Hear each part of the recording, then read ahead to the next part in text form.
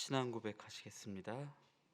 전능하사 천지를 만드신 하나님 아버지를 내가 믿사오며 그 외아들 우리 주 예수 그리스도를 믿사오니 이는 성령으로 잉태하사 동정녀 마리아에게 나시고 본디오 빌라도에게 고난을 받으사 십자가에 못 박혀 죽으시고 장사한 지 사흘 만에 죽은 자 가운데서 다시 살아나시며 하늘에 오르사 전능하신 하나님 우편에 앉아 계시다가 저리로서 산자와 죽은 자를 심판하러 오시리라. 성령을 믿사오며 거룩한 공회와 성도가 서로 교통하는 것과 죄를 사하여 주시는 것과 몸이 다시 사는 것과 영원히 사는 것을 믿사옵나이다. 아멘.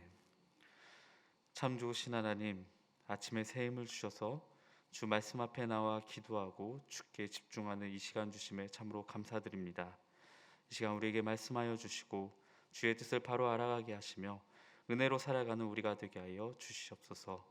우리가 기도할 때 임재하셔서 하나님의 뜻 안에 들어가게 하실 줄 믿사오며 예수님의 이름으로 기도하옵나이다. 아멘. 찬송가 299장입니다.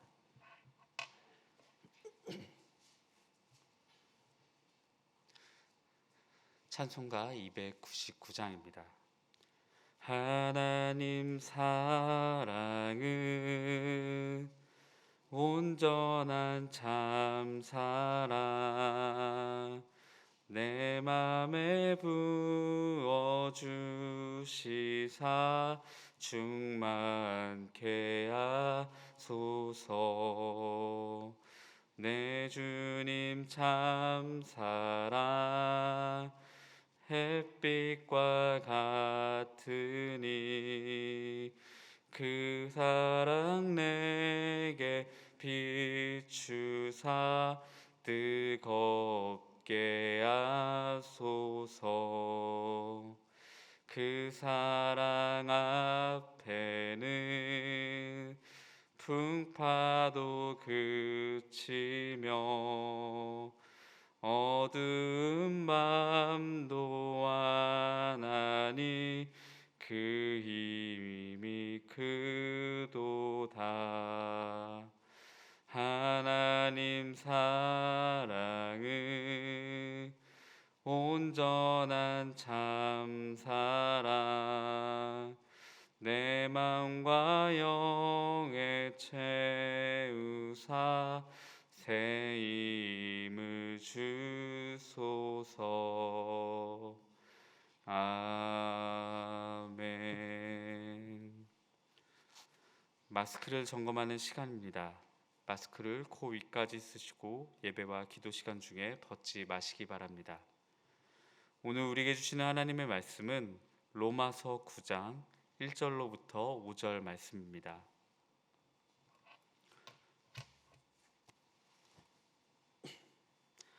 로마서 9장 1절로부터 5절 말씀입니다. 내가 그리스도 안에서 참말을 하고 거짓말을 아니하노라. 나에게 큰 근심이 있는 것과 마음에 그치지 않는 고통이 있는 것을 내 양심이 성령 안에서 나와 더불어 증언하노니 나의 형제 곧 고륙의 친척을 위하여 내 자신이 저주를 받아 그리스도에게서 끊어질지라도 원하는 바로라. 그들은 이스라엘 사람이라. 그들에게는 양자됨과 영광과 언약들과 율법을 세우신 것과 예배와 약속들이 있고 조상들도 그들의 것이요 육신으로 하면 그리스도가 그들에게서 나셨으니 그는 만물 위에 계셔서 세세의 찬양을 받으실 하나님이시라. 아멘. 저는 청소년 사역을 약 7년 정도 사역했었는데요. 청소년 사역을 하면서 느끼게 되는 것이 하나 있습니다. 그것은 가르치는 청소년 학생 중에 유독 마음이 가는 그런 친구들이 있다는 것입니다. 왜 그런지는 모르겠지만 저는 보통 청소년 학생들 중에 약간 삐뚤게 나가는 친구들이 더 챙겨주고 싶은 마음이 생겼습니다. 착하고 또 성실하며 교회에서도 어릴 적부터 신앙생활을 잘하는 그런 믿음이 좋은 바른 친구들을 더 많이 보게 되는데도 불구하고 그 친구들보다 희한하게도 약간 삐뚤빼뚤하며 막 나가고 불성실한 그런 친구들에게 더 눈길이 갔었습니다. 물론 겉으로는 티를 내진 않았습니다. 차별 대우한 것도 아니었죠. 똑같이 상대하고 똑같이 가르치고 똑같이 평범하게 그들을 양육하며 상대했습니다. 하지만 왠지 삐뚤빼뚤하는 그 친구들에게는 꿀밤을 한번 먹여주고 싶으면서도 더 한 번 더 가서 장난치고 대화하고 싶은 그런 마음이 들었다는 것이죠. 왜일까?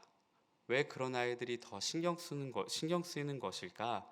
혼자 분석해 본 적이 있습니다. 혼자 생각해 봤을 때에 비교적 착실하게 자랐던 저의 어린 시절에 대한 어떤 대리만족이 아니었을까 그런 생각이 들기도 했고요. 또는 또 착실한 애들은 내가 굳이 잘 하지 않더라도 알아서 잘 성장하는 그런 모습이 있고, 불성실하고 어긋나는 친구들은 좀 더 챙겨줘야 되기 때문에, 그래서 그런 아이들이 아픈 손가락처럼 느껴져서 더 마음이 가지 않았나 그런 생각이 들기도 했습니다. 뭐 어떤 분석이 맞는지는 모르겠지만 사람의 마음이란 게 어쩔 수 없이 한쪽에 더 끌리고 한쪽이 더 신경 쓰이는 것은 어쩔 수 없는 것 같습니다. 여러분은 어떠신가요? 사람의 차이가 있겠지만 사람을 상대할 때에도 또 자녀를 양육할 때에도 사랑의 차등이 있습니다. 다 그렇지는 않겠지만 자녀 양육을 할 때에도 자녀 중에 더 마음이 가는 친구가 있죠. 똑같이 내가 배 아파서 낳은 아이인데 어떤 분의 경우에는 나와 성격이 비슷해서 마음이 갈 수도 있고, 어떤 분의 경우에는 저처럼 더 부족한 면이 보이는 자식이 더 신경 쓰이는 경우가 있습니다. 원인과 또 이유가 각각 다르지만 다양한 이유로 더 챙겨주게 되는 자녀, 더 신경 쓰이는 자녀가 있기 마련이죠. 물론 똑같이 사랑합니다. 물론 똑같이 대해주려고 노력을 하죠. 그러나 개 중에 더 신경 쓰이는 아이가 있기 마련이라는 것이죠. 그러면 안 될 것만 같고, 또 자녀가 그 마음을 알게 되면 서운할 것 같아서 미안하기는 하지만, 그래도 사람의 마음이란 게 두 사람이 있으면 차등이 생기고 줄이 세워지는 것 같습니다. 하나님은 어떠실까요? 하나님의 경우에는 이와 완전히 똑같지는 않지만 비슷한 말씀을 하시는 경우를 성경에서 보게 되는 것이죠. 내가 야곱은 사랑하였고 에서는 미워하였다 말씀하시지 않습니까? 그뿐 아니라 12자녀 중에서 그 누구도 아닌 11번째의 요셉을 세우시고, 또 이삭을 위해서는 이스마엘을 철저하게 유기시키시는 그런 장면도 보게 됩니다. 우리는 성경 속에서 하나님께서 한 사람을 택하시고 또 반면에 어떤 이들은 철저히 유기하시는, 철저히 내버려 두시는 그런 장면을 보게 된다라는 것이죠. 놀랍게도 하나님도 또한 우리처럼 비교하시고 하나님 또한 한 사람을 더 신경 쓰시는 것처럼 보입니다. 왜 그런 것일까요? 왜 하나님은 똑같이 사랑하실 수도 있는데도 왜 누구만 이끄시고 누구는 철저히 버리시는 것일까요? 이런 성경 속의 하나님에 대한 모습은 많은 사람들로 하여금 오해를 갖게 하였습니다. 왜 하나님은 공평하시지 않으시지? 왜 하나님은 이렇게 편향되고 또 한쪽으로 치우친 사랑을 행하시는 것일까? 이런 생각을, 또 이런 불편한 마음을 갖게 하였다는 것이죠.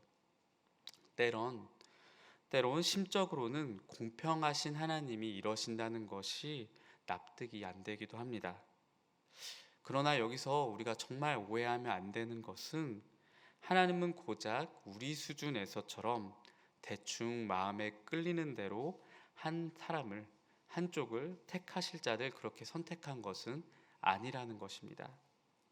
우리는 단순한 이유로 누구를 선호하지만 하나님께서는 우리보다 더 고차원적인 측면에서 또 더 크신 하나님의 뜻 가운데서 그분의 섭리대로 택하실 자를 택하시고 불쌍히 여길 자를 불쌍히 여긴다는 그 사실입니다. 로마서 9장 15절 말씀입니다. 하나님은 긍휼히 여길 자를 긍휼히 여기시고 불쌍히 여길 자를 불쌍히 여기신다. 하나님께서는 당신의 주권대로 그분께서 택할 자들을 선택하신다 말씀하고 있죠. 이를 감정적으로 받아들이지 못하는 사람들은 불편해하고 어려워합니다. 사람들은 어떻게 하나님께서 공평하게 사랑하지 않으시고 또 어떤 사람만 사랑하시냐고 따지게 되는 것이죠. 믿지 않는 사람뿐 아니라 믿는 사람들 중에서도 이를 마음 아파하고 또 가슴으로 수용하기 어려워하는 것을 때론 보게 됩니다. 그런데 여기서 중요한 사실 하나가 있는 것이죠. 왜 하나님이 야곱만 사랑하셨는가? 왜 하나님께서 요셉만 이뻐하셨는가? 왜 하나님께서는 철저하게 이스마엘을 내버려 두셨는가? 그것은 모두가 다 사람이 비교를 통해서만이 극도로 하나님의 사랑을 경험할 수 있기 때문입니다. 인간은 비교가 아니고서는 그 은혜와 사랑을 이해할 수 없기 때문에 애굽 땅 종되었던 백성들을 이끄시고 아무런 사랑받을 만한 가치 없는 자격 없는 그런 야곱을 사랑하시고 약속의 자녀라는 이유 하나만으로 이삭을 품으셨던 그 하나님의 뜻이 있으셨다는 것이죠. 그 모든 것은 하나님의 그 은혜와 사랑을 경험케 하시려고 때로 어떤 일을 비교하시고 어떤 이들은 유기하셨구나, 이렇게 우리는 이해해야 한다는 것이죠. 모두가 다 은혜를 말씀하시기 위하셔서 한 사람의 비교를 통해서 더 한 사람을 사랑하시는 그런 모습을 보여주시는 것입니다. 이유가 다른 데 있지 않았습니다. 첫째 아들이라고 사랑하신 것도 아니었고 먼저 태어났다고 선택하신 것이 아니었습니다. 부족하고 연약하고 자격 없는 자들을 택하시는 그런 모습을 말씀에서 보여주셨다는 것이죠. 오늘의 바울도 마찬가지입니다. 우리는 바울이 어떤 맥락에서 이런 말씀을 하셨는지 주목해야 합니다. 바울 사도는 이 말씀을 읽는 사람들로 하여금 하나님의 선택에서 제외된 자들을 이렇게 주목하도록, 하나님께 선택에서 제외됐다 그런 자들에게 주목하도록 그런 것을 바라는 의도에서 말씀을 선포한 것이 아닙니다. 왜 바울이 이런 민감하고 예민한 이야기를 굳이 넣어서 긁어 부스럼을 만들고 여러 사람을 불편하게 하는 것일까? 그런 불편한 마음을 가지라고 이 말씀을 쓴 게 아니라는 것이죠. 바울이 왜 하나님의 주권을 말씀하면서 하나님께서 그분의 마음의 뜻대로 사람을 택하시고 구원하셨나, 그 왜 하나님의 주권을 말씀하고 있냐면 그것은 로마서를 읽고 있는 그 성도들로 하여금 위로하고 격려하기 위해서였습니다. 로마서를 읽는 성도들이 어떤 사람들이었나요? 스스로 이방인이었고 외인이었고 또 그리스도에게서 떠나 있으며 율법을 소유하지 않았던, 아무런 복음의 능력과 그 은혜를 경험치 못하였던 헬라인들이었기 때문입니다. 그들을 격려하고 하나님의 은혜를 맛보게 하고 하나님께서 그들을 자기 백성으로 삼으셨다는 그 사실을 믿도록 하기 위해서 이 말씀을 선포했다라는 것입니다. 오히려 바울이 말씀하는 그 뉘앙스를 잘 살펴보시기 바랍니다. 9장 1절에서 2절 말씀을 보면 바울은 하나님께로부터 끊기는 자들, 자기 동포와 율법의 소유자라고 자부했던 유대인들에게 이 말씀을 선언한다는 것이 너무나 고통스럽고 너무 근심하고 있습니다. 내가 그리스도 안에서 참말을 하고 거짓말을 아니하노라, 진실을 말하고 있다는 것이죠. 성령이 증언하는 진실이었습니다. 나에게 큰 근심이 있는 것과 마음에 그치지 않는 고통이 있는 것을 내 양심이 성령 안에서 나와 더불어 증언하노니, 그 진실이 성령이 증언하는 진실이 내 마음에 고통을 주었다는 것이죠. 바울에게 거짓말할 수 없는 바울의 가장 큰 근심은 그의 형제와 같은 이스라엘 백성들에게도 바른 말을 선포해야 된다는 것입니다. 이스라엘의 핏줄로 하나님이 구원하시는 것이 아니라 하나님께서 구원하시고자 하시는 자들을 구원하신다. 이 말씀을 선포해야 한다는 부담과 두려움을 갖고 있었다는 것이죠. 이스라엘이 어땠습니까? 바울이 속한 이스라엘은 하나님의 백성이었습니다. 하나님의 율법을 소유했고 하나님의 언약이 있었고 하나님의 아들 삼으심이 있었던 백성이었습니다. 내 백성 내 소유가 되리라는 그 약속에 따라서 아브라함 자손들은 대대로 하나님의 백성으로 인정을 받았습니다. 오래전부터 이스라엘 백성들은 그 믿음에 따라서 그 자신감을 따라서 그들이 택하신 백성이 되었다는 자부심을 갖고 있었고, 우리는 구원에서 제외되지 않는다는 그런 믿음이 그들에게 있었다는 것이죠. 반면에 그들이 바라보는 이방인들은 상종 못할 족속으로 구원 없는 사람들로 약속과 언약 없는 자들처럼 여겼습니다. 그런데 바울은 오늘 말씀에서 이런 그들의 믿음을 박살내는 그런 말씀을 선포하고 있는 것이죠. 7절과 8절 말씀입니다. 오직 약속의 자녀가 씨로 여기심을 받느니라. 결국 하나님께서 이방 아브라함의 자손이라고 다 구원하시는 것이 아니라 그 중에 약속의 자녀를 구원하시지 않느냐 반문하고 있다라는 것이죠. 이제는 하나님께서 이방인도 구원하시기로 작정하셨다, 이런 말씀을 선포하는 것입니다. 오늘 말씀의 결론 11절에 나옵니다. 그 자식들이 아직 나지도 않고 선이나 악이나 행하지도 아니한 때에 택하심을 따라 되는 하나님의 뜻이 행위로서가 아니라 오직 부르시는 이로 말미암아 서게 하려 하사. 사랑하는 성도 여러분, 우리 하나님께서 오직 부르시는 이로 말미암아 우리는 서게 되는을 믿으시기 바랍니다. 행위나 핏줄이 아닌 우리의 어떤 노력이나 선행이 아닌 오직 부르시는 하나님이 우리를 하나님 앞에 불러 세우심을 믿으시기 바랍니다. 오늘 말씀에서 우리는 두 가지를 생각해 볼 필요가 있습니다. 우리가 신앙생활을 하면서 겪을 수 있는, 또 실수할 수 있는 두 가지 경우가 있는데요. 그것은 첫째는 나 자신을 유대인처럼 여기는 것이고, 둘째는 나 자신을 그저 이방인처럼 여기는 것입니다. 만약 우리 자신이 하나님께서 나를 사랑하셔서 나의 삶에 큰 축복을 주셔야 할 만큼 내가 현 시대의 삶에 너무나 잘하고 있다라고, 내가 신앙생활을 너무나 잘하고 하나님이 반드시 나를 사랑해 주셔야만 한다고 나는 떳떳하게 살고 있다라고 생각을 하고 있다면 그것은 착각입니다. 우리의 노력과 우리의 행실이 아닌 오직 우리는 부르시는 이의 뜻대로 설 수 있기 때문이죠.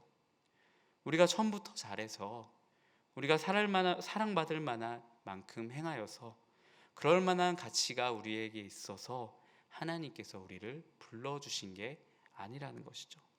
모두가 다 오직 하나님의 은혜입니다. 그럴 이유도 없고 그럴 자격도 없고 그럴 가치도 없는데, 그럼에도 하나님은 자비와 사랑을 베푸셔서 우리를 이 자리로 불러 모아 주신 것이죠. 내가 잘하고 있고 내가 하나님께 떳떳하고 대단하고 내가 하나님 앞에 서야 된다라고 나 자신을 스스로 여기고 있다면 모두가 다 유대인과 같이 생각하는 것이 될 수 있다라는 것입니다. 반대로 이럴 수도 있습니다. 내가 지금 너무나 부족하고 연약해서, 또한 내가 평소에 하나님께 너무나 해드린 게 없어서 날로 불안하고 주님 앞에 나올 때에 부끄럽고 언제나 심판에 대한 두려움으로만 나온다면 그것도 또한 잘못된 것이라는 거죠. 나의 뜻과 나의 핏줄, 나의 의가 아닌 오직 주님께서 온전히 이끄심을 우리는 믿어야 합니다. 하나님은 완전히 공평하시고 하나님은 완전히 신실하신 하나님이십니다. 우리가 할 것은 우리의 부족함과 연약함에도 불구하고 나를 이 자리로 불러주신 그 하나님의 온전하신 성품을 믿어야 하는 것이죠. 늘 하나님의 은혜와 사랑에 감격해서 나오는 저와 여러분이 되시기를 소망합니다. 이 사실이 우리에게 위로가 되지 않습니까? 만약 하나님께서 우리에게 열심히 다름질하여야 너가 구원받을 수 있다라고 말씀하셨다면 크게 좌절할 뻔했습니다. 만약 내게 성과나 노력이나 어떤 결과가 있어야지 하나님 앞에 올 수 있다라고 말씀하신다면 우리는 너무나도 처절하게 살아야만 했을 것입니다. 그런 것이 아닌, 우리의 어떤 노력이나 모습이 아닌, 하나님은 있는 그대로 우리를 부르시고 하나님의 뜻 가운데서 우리를 이 자리로 세워주셨기 때문에 우리에게 소망과 힘이 있다라는 것입니다. 우리에게 있는 믿음을 가지고 하나님께서 오늘도 이 자리로 불러주셨음을 믿고 오직 주의 은혜에 감격하며 나아가는 저와 여러분이 되시기를 소망합니다. 함께 기도하겠습니다. 참 좋으신 하나님, 오늘 말씀에서 나의 의와 나의 뜻이 아닌, 나의 어떤 노력이 아닌 오직 부르시는 이의 뜻 가운데 세우셨다는 말씀을 듣게 하시니 감사합니다. 하나님, 우리가 주 앞에 나올 때 늘 생각하는 부담감이나 어떤 교만함이 아닌 오직 은혜만을 생각하며 나오는 우리의 모습이 있길 소망하오니 우리를 주의 뜻 가운데서 온전히 부르셔서 날마다 하나님 앞에 서게 되는 주의 모든 성도 되도록 붙들어 주시옵소서. 하나님, 하나님의 함께 하심이 우리의 삶의 최대의 무기가 되고 안전이 되고 힘이 되기 원합니다. 오늘도 동행하여 주셔서 하나님의 선하신 말씀으로 힘을 얻게 하여 주시옵소서. 주께 의지하여 나오는 주의 성도들 여러 가지 기도 제목을 아뢰니다. 스스로 해결할 수 없어서 하나님께 의뢰하오니 가정과 사업과 직장과 자녀의 모든 문제를 돌보아 주시고 특별히 심신의 안전과 건강을 허락하여 주시옵소서. 하나님께서 기름 부으신 담임 목사님 영육을 더욱 강건케 하시고 날마다 샘으로 말씀을 온전히 선포하도록 인도하여 주시옵소서. 일생 가운중에 세우신 베델교회에 성령이 운행하셔서 이 시대를 선도하고 이끄는 우리 교회 되게 하여 주시옵소서. 오늘도 주의 은혜로 살게 하실 것들을 소망하오며 예수님의 이름으로 기도하옵나이다. 아멘.